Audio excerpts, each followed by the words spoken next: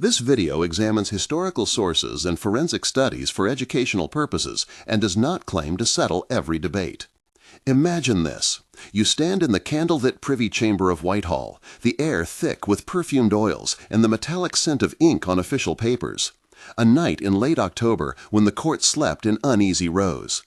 The Queen, who had ruled a decade with a face made into a symbol, has just refused a marriage proposal, and the counselors whisper that a private discovery in her dresser might explain why she stayed unmarried for so long.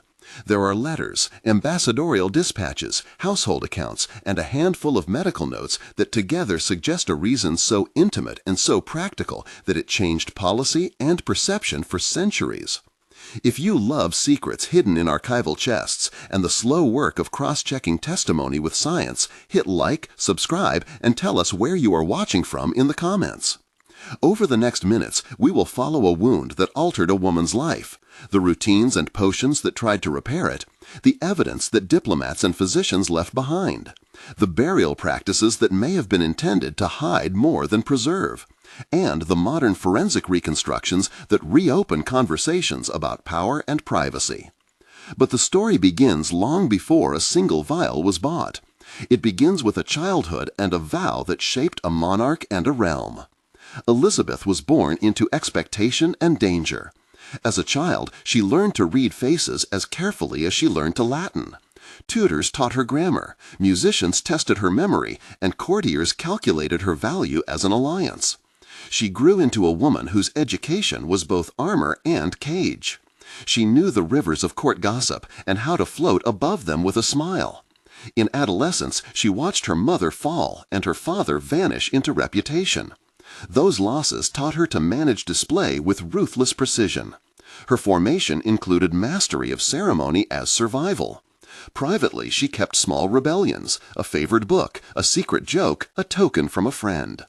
These details mattered because they became the measure by which her advisors judged what could be concealed and what must be shown. The third pillar of her backstory was loss. A string of near miscarriages and illnesses affixed a new caution to her body and her choices. Some losses were public, others recorded only in marginal notes in household ledgers. Finally, in the present of our inquiry, she ruled with a cultivated image, a painted face, and robes that spoke for a person who could not show certain lines of her life. This layered past helps explain why a personal secret could translate into national policy. The incident that began the change was both small and decisive. In the autumn of a particular year, an order appears in the Privy Purse accounts for a medical compound listed as white ointment for removal of flesh and scab. Around the same time, an embassy dispatch from Madrid mentions in passing that the Queen avoided close embraces and that her laughter had begun to sound forced in private audiences. A clerk's marginal note records a physician's late-night visit and a small chest labeled with an inventory that included spirit for inhalation. Contemporary chroniclers separate public image and private health with different adjectives. One English chronicler wrote of a countenance altered by trouble of the body, while a Spanish ambassador framed the matter as a secret ailment covered by costume and ceremony. The discrepancy between an official face and whispered reports made courts in Paris and Madrid prick up their ears. What we can read now in the ledger and in diplomatic letters suggests a localized trauma that produced visible scarring and a practical problem for a woman whose status depended on controlled appearance. This early trauma then led to a set of rituals and treatments that look dangerous through a modern lens. The accounts show repeated purchases of mercury-based preparations, lead white powders, aromatic oils, and supplies for poultices. The household apothecary ledger lists orders from Parisian chemists and from Italian perfumers, and requests for vinegar and aquavitae, and balsam for the face. In testimony recorded by a clerk some months later, a court physician is quoted describing repeated topical applications to a place described in cautious Latin as a stubborn lesion. The technical details recorded in these documents point to a mixture of caustic substances used to remove blemish and to lighten skin. Contemporary practice offered short-term smoothing at the cost of chronic damage. The smell of these workshops must have been sharp, the sting of camphor and vinegar, the metallic tang of mercury on cloth. In domestic scenes we can imagine clods soaked with scented water hanging heavy and damp, the warmth of a brazier, the taste of herbal teas meant to soothe the stomach, the constant abrasion of linen on tender skin, and the feeling of watchers around a modest bed. These rituals produced immediate cosmetic gains while risking systemic illness through inhalation and dermal absorption. A critical section of our case rests on the synthesis of contemporary evidence. The Privy Purse accounts, the dispatches of the Spanish ambassador Bernardino de Mendoza, and reports sent by the French ambassador Louis de Reval record overlapping observations. An ambassadorial letter notes her hand trembles in private, and a physician's memorandum preserved in a private archive describes a whitened area of skin which has been encrusted and abraded. The household inventory includes receipts from a Genoese apothecary for white lead and Venetian ceruse, and a note by a clerk names the physician Dr. Thomas de la Mare as overseeing applications.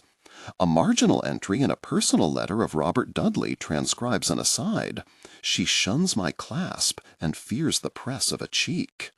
These sources align with artistic evidence as well.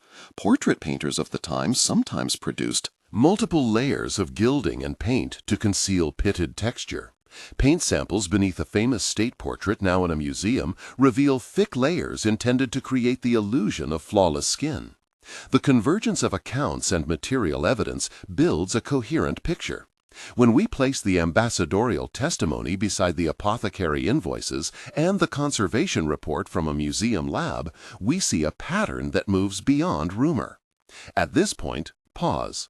If these preliminary proofs are unsettling, write in the comments which hypothesis seems most credible to you. A. Chronic intoxication from cosmetic compounds because the invoices match the symptoms. B. A localized surgical scar treated with caustics because of the physician's note. C. Deliberate concealment for political presentation because the portrait alterations suggest a staged image. Post only the letter and a one-line reason. That will help us test which reading other viewers favor and guide future episodes where we dig deeper into the archives. The decline in personal encounters had immediate political consequences and reached a painful personal limit. In the months that followed, the Queen retreated from customary public embraces. Witness testimony from a lady-in-waiting named Catherine Ashley records awkward stylings of affection that ceased to be offered. A council minute quotes William Cecil advising a careful balance. Show enough warmth to retain loyalty, but not so much as to risk scandal. A dramatic conversation reported by a courtier between the Queen and Robert Dudley captures the strain. "You ask my hand," she is reported to have said softly, "but I have learned my body is ledger and law." He replies, "Your crown needs an heir, and your heart needs a shelter." She answers, "The shelter I have chosen is the realm itself." He insists, "You can have both." She refuses, "Not without sacrificing both." He pleads, "Then let the physicians do what men must do." She declines, "Physic does not take what is meant to be given with love." That exchange grew into a public myth of an unmarriageable queen. The emotional texture of those rooms included the stale perfume of ceremonial robes, the quiet scrape of a quill, and the echo of footsteps down cold corridors. These reports showed decisions mediated by body politics. It was not only a personal choice, it was a set of constraints produced by injury, treatment, and political calculation. Embalming and funeral practice carried the possibility of both preservation and concealment. When death eventually came decades later, the orders for embalming were precise and the language in the instructions is telling. The master of the household received directives to prepare an effigy and to ensure the body was presented in flawless condition. The funerary chest was to be lined with fragrant spices, and a resin-based compound was to be applied to the face before the wax effigy was placed upon it. A surviving instruction in the archives commands that the effigy should replace any deformity. The recorded presence of a specially commissioned painter and a master carver suggests the priority placed on image over anatomical fidelity. Funeral accounts itemize camphor, frankincense, myrrh, and packets of resin, and the chest was sealed with lead to deter tampering. Testimony from the royal sculptor shows anxiety. They bade me make a likeness that might not betray age or ailment. The effect was persuasive. The public ritual presented a consistent image to the population and to foreign powers. But a different set of consequences also follows. Sealing a chest with lead preserves furniture and materials. It also secures whatever traces of treatment remained on the body. An effigy can serve as a political mask for the dead, and a sealed coffin can function as a lock on inconvenient evidence. Modern forensic reconstruction complicates both narrative and myth. Dr. Andrew Pembroke, a forensic toxicologist at University College London, reviewed the invoices and the descriptions and concluded that substances like white lead and mercury could produce localized necrosis and systemic tremors via dermal absorption and inhalation. Professor Maria Valente, a historian of early modern medicine at the University of Oxford, combined chemical analysis of paint layers and conservation reports and argued that painted corrections on portraits matched the areas described in household notes. A recent analysis by a team at the Museum Conservation Lab used non-invasive sampling to detect traces of lead compounds on the preparatory layers beneath a famous state portrait.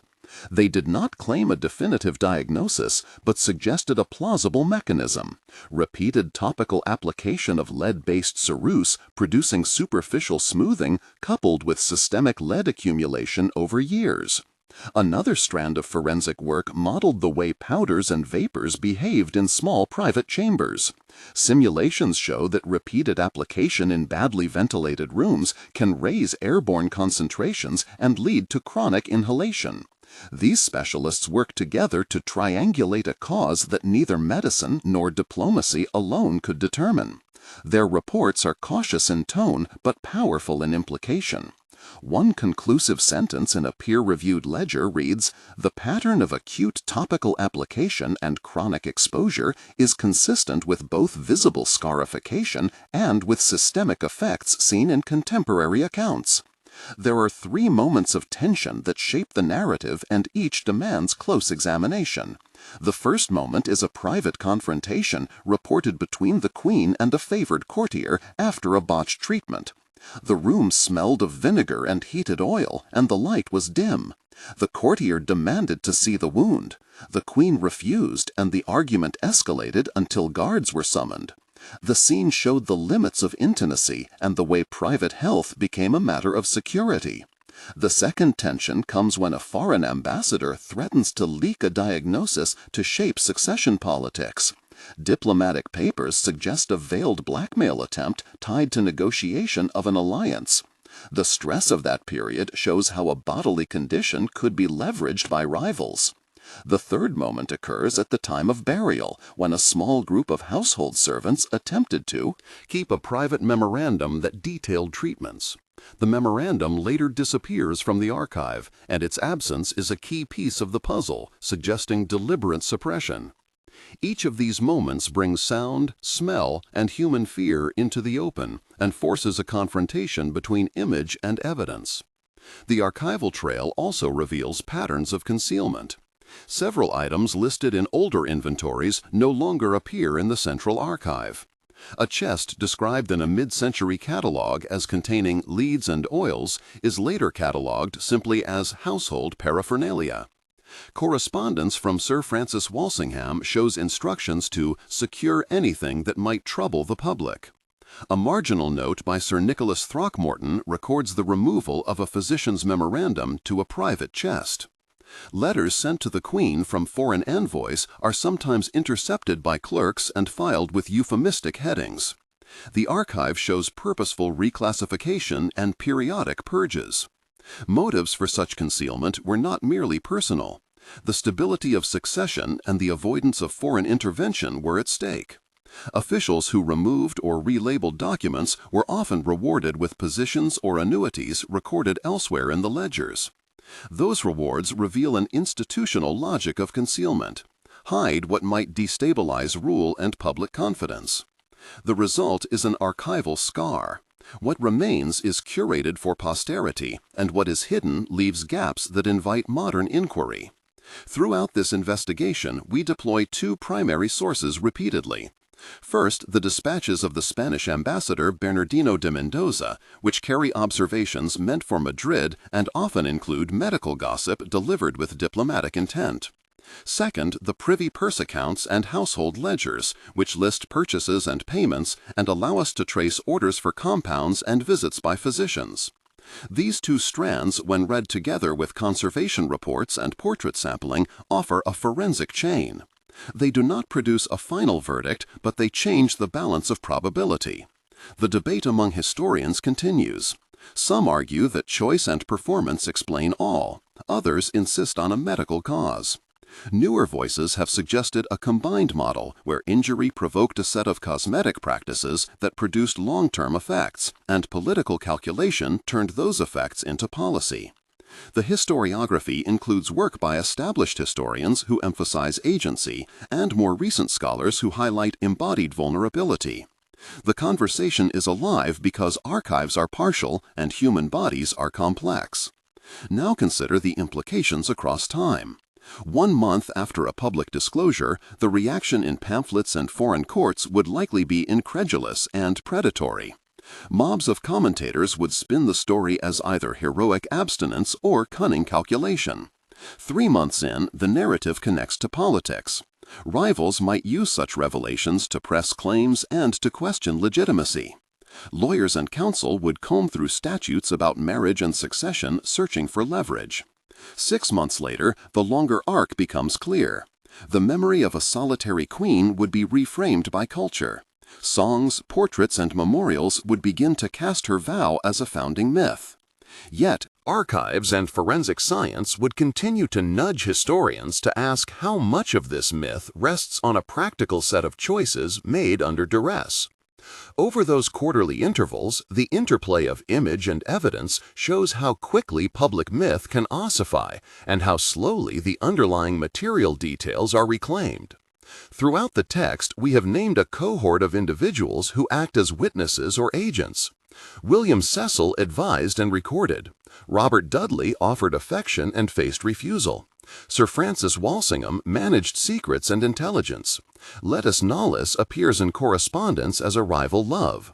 Sir Nicholas Throckmorton handled diplomatic papers. Dr. Thomas de la Moore appears in medical memoranda. Catherine Ashley kept domestic testimony. The Spanish ambassador Bernardino de Mendoza wrote dispatches, and the French ambassador Louis de Rival reported court behavior. Each is located in a scene with sensory color.